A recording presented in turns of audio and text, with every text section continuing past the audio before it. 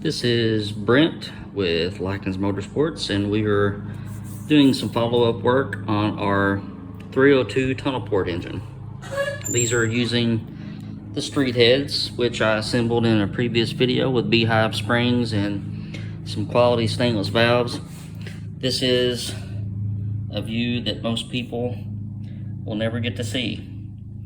This is the chamber view with no piston, looking through a Boss 302 block of a 302 tunnel port head.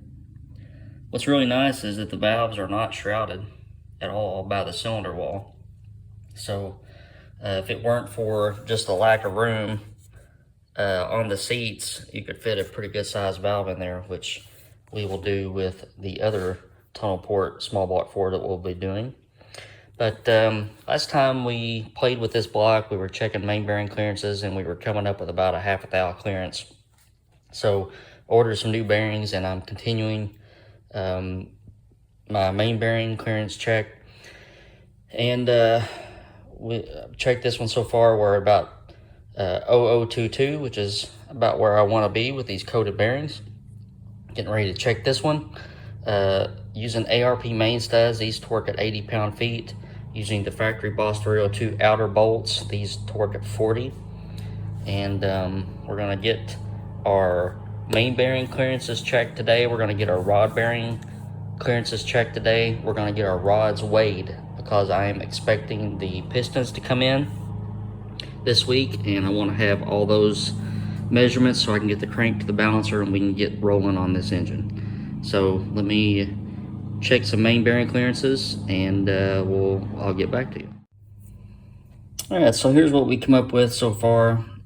All the crane journals are within 1/10,000th of each other. I guess 2 in the most extreme cases, but here's our main bearing clearances. We're gonna have to polish this journal and get a little bit more clearance, but the others I am pleased with, and so I will continue with that main bearing clearance. Here's what we look like all torqued up with our coated Clevite main bearings. And now we're going to turn our focus to the rods. Also just took a second to screw in our new oil filter nipple, and it takes what I would call a big honking Allen wrench. But it's tight, and I'm going to screw on our Wix oil filter to keep anything from falling down that hole. Now that we're working, I prefer Wix filters. And now we'll get to the rods. Okay, so here's the rods we're going to be using. Show these in an earlier video. Scat I-beam 5400 length with a 7/16 fat cap screw. And using my rod balancing fixture with a gram scale, and got all of our rods weighed on the little end, on the big end, so that I can calculate a bob weight when the pistons come in. But now we're going to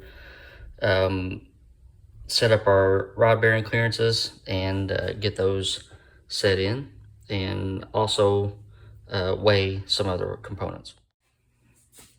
All right, we are making good headway, and all of my the rod journals are within 1/10 of each other so far.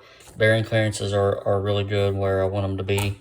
So I'm going to keep on keeping on here, and I'm going to leave you guys to go do your own thing this weekend. But thanks for stopping by and watching, and we should have some parts rolling through for the rest of this build this week, and we're going to get on our way with it.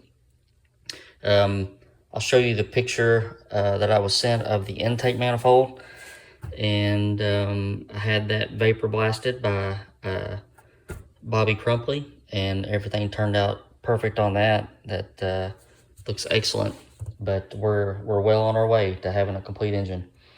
Hope you're having a good weekend, and hope you have a good Monday off. It's always nice to wake up on a Monday morning and not have to go to work, so be thankful for that.